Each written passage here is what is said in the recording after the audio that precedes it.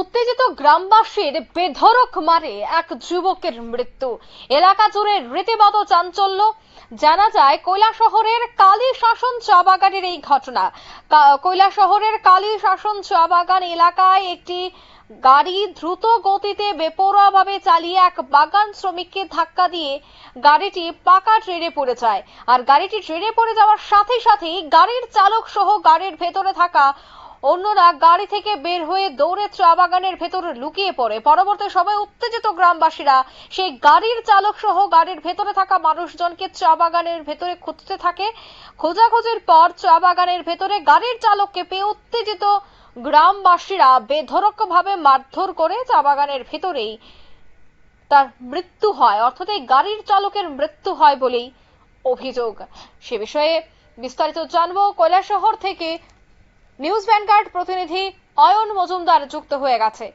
অয়ন, উত্তেজিত জনতার হাতে মৃত্যু হয়েছে এই গাড়ির চালকের, কতটা চাঞ্চল্য ছড়িয়ে পড়েছিল এবং এই মুহূর্তে প্রশাসনিক তৎপরতা সেই জায়গায় কেমন রয়েছে?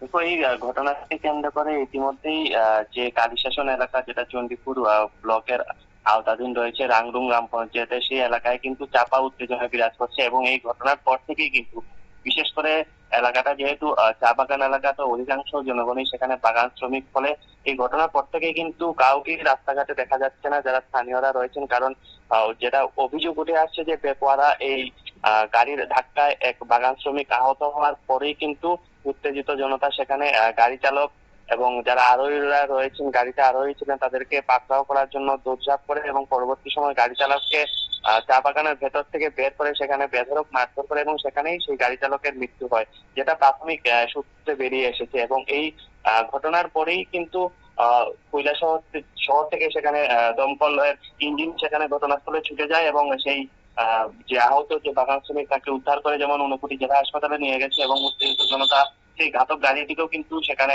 আগুনে পুড়িয়ে দেয়, সেই আগুনটা নেভায়। এই ঘটনার পরে কিন্তু ঘটনার গুরুত্ব বুঝে সেখানে ছুটে গেছেন ঊনকোটি জেলার যিনি পুলিশ সুপার রয়েছেন সুধাম্বিকা, আর অতিরিক্ত পুলিশ সুপার ভাংলিমা ডালং, কৈলাসহর মহকুমা পুলিশ আধিকারিক জয়ন্ত কর্মকার, কৈলাসহর থানার ওসি সুকান্ত সেন চৌধুরী সহ বিশাল পুলিশ এবং টিএসআর বাহিনী গোটা এলাকায় কিন্তু ঘিরে রেখেছে এখনো। এবং যে গাড়ি চালক যার ঘটনাস্থলে মৃত্যু হয়েছে, সেই গাড়ি চালকের দেহ উদ্ধার করা হয়েছে এবং সেখানে কিন্তু তল্লাশি চলছে এবং তদন্ত জারি রেখেছে। এ ব্যাপারে পুলিশ প্রশাসন কিংবা স্থানীয়দের তরফ থেকে কিন্তু এখন পর্যন্ত আমরা প্রতিক্রিয়া নেওয়ার চেষ্টা করেছি, স্থানীয়দের কাছ থেকে বা প্রত্যক্ষদর্শীদের কাছ থেকে বিষয়টি জানার চেষ্টা করেছি, কিন্তু কেউই কিন্তু এখন পর্যন্ত মুখ খুলতে চাইছে। অয়ন, এই বিষয়ে কি উত্তেজিত যেহেতু জনতাদের হাতেই এই ব্যক্তির মৃত্যু হয়েছে এবং মৃত্যু কোনোভাবেই কাম্য নয়, সব মৃত্যু বা মারা হচ্ছে অপরাধ, তাই সেক্ষেত্রে এখনো পর্যন্ত কি কাউকে গ্রেফতার করা হয়েছে? দেখো, যে আমি প্রথমেই যেটা বলেছি যে এই ঘটনার পর থেকে কিন্তু যারা স্থানীয়রা রয়েছে তারা কিন্তু আর কাউকে রাস্তাঘাটে দেখা যাচ্ছে না, যেহেতু এটা চা বাগান এলাকা।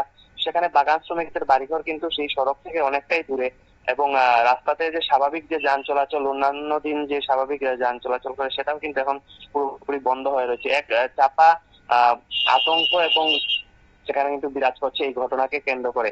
যদিও এই গাড়ি চালানো এবং চালকের মৃত্যু এবং যারা সেই গাড়িতে যারা ছিলেন অপর দুই যাত্রী, সেখানে কিন্তু বেশ কয়েকটি তথ্য উঠে আসছে। যদিও এ ব্যাপারে পুলিশ প্রশাসন কিংবা স্থানীয়দের তরফ থেকে এখন পর্যন্ত কোনো ধরনের প্রতিক্রিয়া পাওয়া যায়নি, তবে আমাদের কাছে যতটুকু খবর রয়েছে, যারা এই যে গাড়ি চালক এবং গাড়িতে যারা রয়েছেন তাদের বিরুদ্ধে বেশ কিছু অভিযোগ রয়েছে থানায়, কুমারঘাট এবং পেচারতল থানায়। এবং একটি সূত্র দাবি করছে যে যে গাড়ি চালক এবং যারা আরোহীরা রয়েছেন তারা সেখানে একটা চোর চক্রের সাথে জড়িত রয়েছে এবং এই ঘটনাকে কেন্দ্র করেই কিন্তু তারা পালিয়ে দেওয়ার চেষ্টার সময় স্থানীয়দের এক বাগান শ্রমিককে আহত করে পা ভেঙে দেয় গাড়ি চালিয়ে, এবং তারপরে কিন্তু উত্তেজিত জনতারা সেই গাড়ি চালিয়ে দেয় এবং চালককে মারধর করে। যদিও গোটা বিষয়টাই এখন তদন্ত সাপেক্ষ ব্যাপার এবং পুলিশ প্রশাসন কিংবা জেলা পুলিশ আধিকারিক যিনি রয়েছে তাদের কাছ থেকে এখন পর্যন্ত প্রতিক্রিয়া পাওয়া যাচ্ছে না।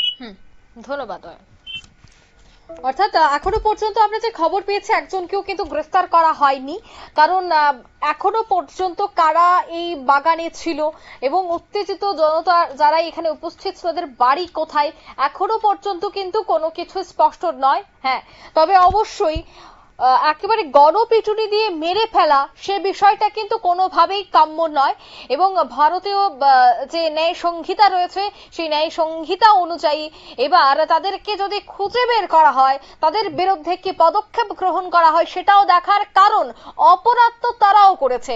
যারা গাড়ি চালিয়ে এসেছে, যারা এই দ্রুত গতিতে গাড়ি চালাচ্ছিল তাদের যেমন দোষ ছিল, অন্যদিকে যারাই তাকে গাড়ি থেকে বের করে, জঙ্গল থেকে বের করে গণপিটুনি দিয়ে তাকে মৃত্যু পর্যন্ত ঠেলে দিয়েছে তাদেরও এক থেকে বড় দোষ ছিল।